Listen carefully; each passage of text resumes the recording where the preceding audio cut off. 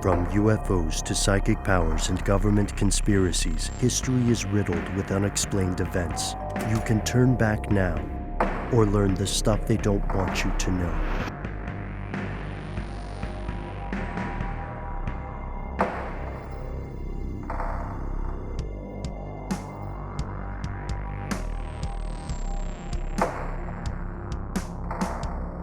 And we're back from this encounter we'd had with the ad kind. It was not that bad. It was okay. I think we learned something about ourselves and the universe. Mm-hmm. And Jason's Deli. Indeed. I'm just kidding. Maybe. They make a pretty good muffaletta, actually. It's somewhat authentic. Yeah, Jason's Deli, which also does online counseling now, I think. Yeah, fair. Matt, you're the one that's anti-muffaletta, right? You don't like the olive topping. He doesn't like the olive salad. That's right. Come on, I'm sorry to keep bringing it up. I was not picking on you, Matt. Teach their own. Teach their own, indeed. I'll tell you who's picking on me. I mentioned this to you guys before we started recording today, or I sent you a screenshot. I inexplicably have like 15 calendar events on my calendar for today, all of which are reminding me and encouraging me to renew McAfee antivirus. And is this the dead hand? Is this the thing? It seems like a real missed opportunity, but like I have one for 2 p.m. saying important, renew McAfee. And then one for 3 p.m. that says your McAfee is expired today. Then one for 4 p.m. activate McAfee. And then 5 p.m. don't forget to renew McAfee. And then renew McAfee license now. And now your McAfee license is expired today. It goes on. I am really kind of freaked out. I have no idea how this ended up in my calendar. It seems super fishy. Don't you guys think? Yeah, it could have been an older email. Maybe a non-work related email that just like got pulled back up in their banks. Or I said this on the group chat too, man. If you want to get to the bottom of it, you could just contact McAfee and say, what's going on? I don't know if I want to open that can of worms, but it was definitely bizarre. Not quite as bizarre and sad as the story that I'm going to talk about today. We've talked about this. Segway. Yeah, it was the best I could do. So we've talked about this to some degree. This group of, frankly, fringe QAnon conspirators. And that's saying a lot when the whole QAnon conspiracy theory and kind of, let's call it what it is, cult, cyber cults, I guess, is about as fringe as you can get, in the world of conspiracy theories. It's sort of this like weird, mashup of every conspiracy theory we know about, all the wackiest ones anyway, with some Illuminati stuff thrown in there, some, sexual predation, purportedly, being carried out by, high-level officials and members of political aristocracies and all of that good stuff. Some Pizzagate sprinkled on the top for good measure.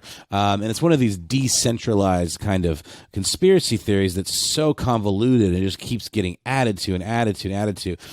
One of my favorite YouTube channels, Internet Today, referred to it as a Katamari of conspiracy theory. If you know the game, it's like this little dude that's rolling up all the stuff until the ball gets bigger and bigger and bigger, and then it starts rolling up subsequently bigger and bigger stuff. That's, I think, a really great way of looking at what QAnon is.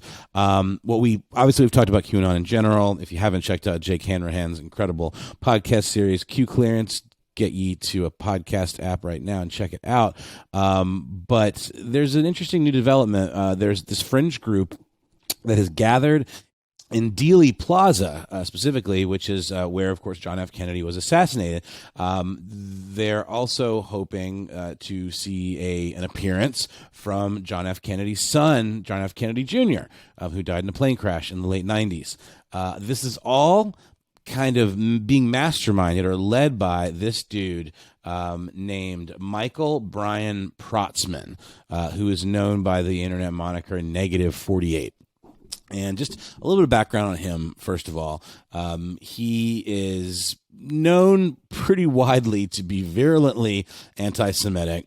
He uses a lot of dog whistle type language, referring to people of the Jewish faith as Khazars, or it's some sort of like, I think it's like a catch-all kind of term for just referring to this group in a way that's disparaging without actually, using anti-Semitic slurs, but everyone knows exactly what it is. It's been used for a long, long time for folks purporting that the people of the Jewish faith control the media and banks and all of that kind of out there stuff, which is patently offensive, and obviously hinges on a lot of tired and offensive stereotypes about Jewish people. It's worse though.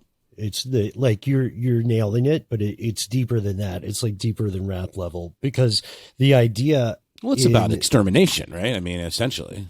Well, the idea in anti-Semitic fringe theories, like the kind of the blood libel stuff, dating back to like Protocols of Elders of Zion, which was one of the most popular hoaxes of its time in the world of anti-Semitism, still propagated and shared as though it is factual today. It is very much not. So the idea is that anti-Semites will tell you that people who claim to be Jewish today or identify as Jewish are, for the most part, not. That they were actually they're British or something, right? Or right. That they were members from of the aristocracy. Right, that they were actually Khazars, and that they have co-opted this identity as a way to further their incredibly overcomplicated plan to take over the world. And this goes back to like the 8th or 9th century, and it's so far back. It's about the idea of Khazars reportedly converting to Judaism, and this could be a whole episode of its own. We don't really do hate speech, but you're right. I'm glad you highlighted that, because whenever you're reading something that sounds conspiratorial, that you can learn a couple of quick flags that can help you question the sincerity or the credibility of some of the other claims. We used to have a joke about it off air where it's like, how far you have to read the whole thing, because you never know if that paragraph on page 35 might just casually say, and since the Welsh control all the horses in the world, and then you have to be like, all right, whatever. Well, this guy absolutely is that thing that you're talking about, Ben. No question about it. He obviously has tried to veil it a little bit, but not a whole lot. Apparently, he has given a lot of attention to a 10-part documentary series called Europa, The Last Battle, which is considered incredibly anti-Semitic and makes claims like the Jewish people created communism and started both world wars on purpose as part of that great grand scheme plot that you're talking about, to help them found Israel by provoking the innocent Nazis, quote unquote. I'm reading this from a description in a great Vice article that gives a rundown on this guy's background, and it is chilling. He has posted links to this documentary. It was available. He also promoted a film called Adolf Hitler, The Greatest Story Never Told.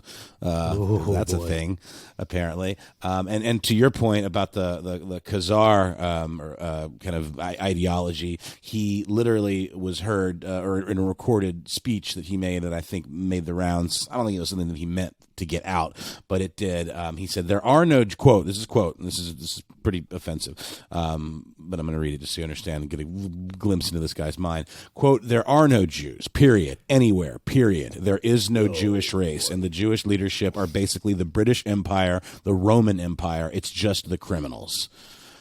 So this is the guy that has claimed that he knows that John F. Kennedy and John F. Kennedy Jr. are going to return and usher in the second coming of President Donald Trump, which obviously QAnon was a big part of the whole Stop the Steal and the idea that Trump was robbed of his victory and that he's actually staging some grand coup that's going to happen in some elaborate fashion like this. Now when you start getting into like dead former presidents and celebrities, they even mentioned like Michael Jackson might make an appearance, Princess Diana I think maybe was mentioned, there's a couple other ones. So he's gathered this fringe group of QAnon conspiracy theorists, and they've been hanging out there. They've just been hanging out there in Deli Plaza or in Dallas. They've got hotels. People have left their families. They're just posted up, and they're waiting for this prophecy to come true that he has, foretold or whatever. And the thing that makes him really interesting is he is probably one of the more, I don't know. I guess I think of QAnon, and I know there are some leaders. Like, what's his name? Who's that guy? Flynn has become kind of a big face of QAnon, but he also recently was caught making some disparaging remarks about how he knows that all the followers, or he believes that a lot of the followers are idiots, and it's the kind of thing that you would think would shut people down and make them be like, hey, screw this guy, he's talking trash about us. But instead, like happens in many well-laid cult situations, is any sign of, negative or any proof in the opposite direction of what these folks want to believe, they just use as an opportunity to double down and say, oh, actually Flynn is just playing the long game, things like that. Or, oh, the prophecy didn't come true on this day, that means bigger things are going to happen next time. It's tale as old as time. But this dude, negative 48, we'll just call him by his name, Michael Protzman, really has started to take on an almost, I don't know, Jim Jones-ish kind of stature. I mean, he, is absolutely commanding the hearts and minds of this small, admittedly small but loyal group of followers. There's an article actually from the Dallas paper, the Dallas Morning News, that interviews an expert on conspiracy theories and indoctrination. This guy named Mike Rothchild, who wrote a book called "The Storm Is Upon Us," and he specifically calls out how this guy is undeniably, a cult leader. He says in this article by Michael Williams, there is absolutely behavior control and thought control going on. He's telling people what to do. He's having people stand in straight lines to have conversations. He's telling people when to go outside, when to look up, when to look down. It is unquestionably the behavior of a cult leader. And this is, again, this QAnon thing has always felt kind of decentralized to me. There were some figures that emerged, like the QAnon shaman or whatever, and some, like I said, Flynn, who has been feuding with another QAnon kind of luminary, Lynn Wood, who was one of Trump's lawyers, I believe, and has now become kind of like a QAnon booster, I guess you could call her. But this guy Protzman really is starting to feel more like he's taking it in a religious direction, like treating people like followers, like almost like subjects. It's very interesting. And they're still hanging out in Dallas. They've got hotel rooms. There's like a video that emerged of the followers like covering this guy in like rolls and rolls and rolls of toilet paper while singing him happy birthday, which sounds funny. The dude? Yeah, they rolled him, dude. They rolled this guy, but he's like, laughing, and it feels like a ceremonial kind of thing. I mean, it seems silly, but it also is super odd. And I have immense respect for other cultures' practices. Fair enough. Fair enough, Ben, as do I. But undeniably a little strange. And here's where it gets stranger, and then I want to throw it to you guys and see what you think. I really feel like, this guy, he doesn't, a lot of QAnon groups do promote violence and uprising against the government. He's not doing that. He is treating it much more like this stoic, kind of self-contained movement that is awaiting the second coming of some deity, almost like that's what it feels like, but he has no kind of confrontational language in his rhetoric about rising up. Like, he sounds like the kind of guy that wouldn't necessarily be pro insurgency or uprising. But here's the part where it gets really, really spooky. He has claimed that, quote, ultimately we have to experience that physical death, let go, come out on the other side. It's almost like, and then he also posted some coordinates or like a Google map location, a screenshot of that's what it was. It was a screenshot of like a Google map situation that showed the destination of Waco, Texas, which if anyone remembers, most of us do, of a certain age, and if not, there was like a Netflix series on it pretty recently if you're into true crime, the 1993 siege of Mount Carmel, which was where the Branch Davidian religious sect kind of, armed to the teeth, went to battle with the FBI, and resulted in 76 people being killed, including 25 children. Obviously, there was a lot of fault on the government's part in that debacle as well. But why is this guy posting things like that? And what is with this whole idea of, we must experience the death of the body to truly understand? It starts to feel like this is the kind of thing that could be heading in a really scary direction. What do you guys think? Well, I'm not sure about that. I just know I've seen this before using something called gematria, I think is how you say it, Ben. We talked about this during numerology explorations years ago, where you just assign each letter of, in this case, the English alphabet, a numerical number. So A would be 1, B would be 2, go down the line, I think to get to 26, which would be Z. Maybe that's wrong. Whatever. And then you take a phrase, let's say stuff they don't want you to know. You put it in a gematria calculator of sorts, or you just do the math yourself, and you come out with a number. In this case, it would be 112, which is a number on the back of Protzman's -48 shirt, or somebody in that Dallas Morning News article. So I don't know. The Last Dance is 112. So is Stuff They Don't Want You to Know. Guys, coincidence? The whole point is to say that this kind of thing, I don't believe there's anything to this kind of thing of creating somehow meaning out of, letters in that way. But I know there are many people who do believe this stuff and will see it as a perhaps sign that there's deeper meaning in some regular old phrase, or even, a mixture of specific phrases that add up to some other specific number. Yeah, I appreciate the gematria shout out, Matt. Neat point of irony there, as far as consistency goes. Gematria is often considered a Jewish form of numerology. So great job, guys, with the consistency.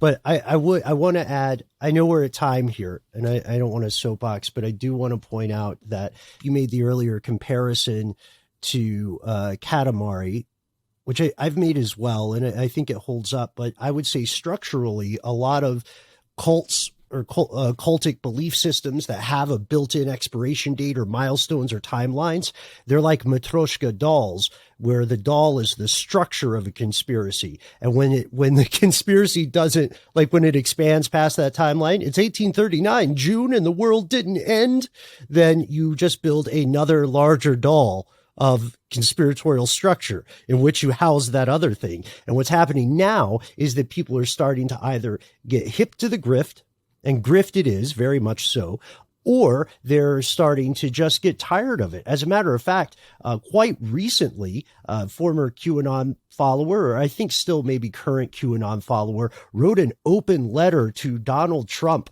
over the various failed predictions, dropping that in the chat. I don't know if we want to talk too much about it, because I think it could show up in a later episode, but this is where you can see excerpts of this. Just go to Newsweek.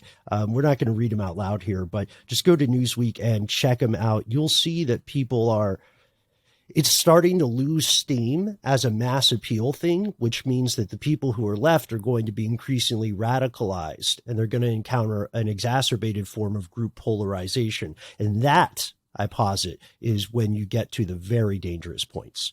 A lot of the other folks are just, like any other cult leader, they're grifters who have a undeservedly large sense of ego, such that they begin to believe their own con. Kind of the way, the example I always use is Merlin in A Connecticut Yankee in King Arthur's Court. You remember that, right, guys? Where this unnamed Yankee shows up to King Arthur's court, and he's like, first he thinks, oh, whoa, magic is real. And then he thinks, oh, no, wait, Merlin is a con artist. And then he thinks, oh, no, Merlin's fucking crazy. I think that's what a lot of people are going to go through.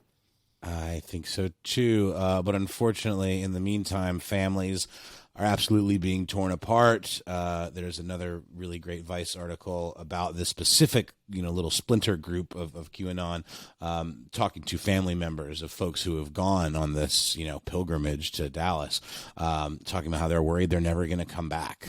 Not only, maybe in a larger sense, if there is concern about this, suicide cult type situation. And again, I don't want to overplay that hand in any way. I mean, it's certainly not anything that's proven, but we do know, from experts that when the narrative in these types of cult situations starts to shift to achieving, utopia or like Valhalla or something, like through, death of the body, and knowing just how closely these folks follow this guy, I mean, it's certainly something to take very seriously. Mm-hmm. Agreed. So with that, let's keep an eye on the story. Obviously, it's ongoing because they're not going anywhere, but nothing's happened. So we'll see, and hopefully, it's not something horrible involving the actual people. And hopefully, they come to their senses and go back home to their families. And if and again, we always say this, if you know anybody that's struggling with this type of indoctrination, there certainly are resources for that.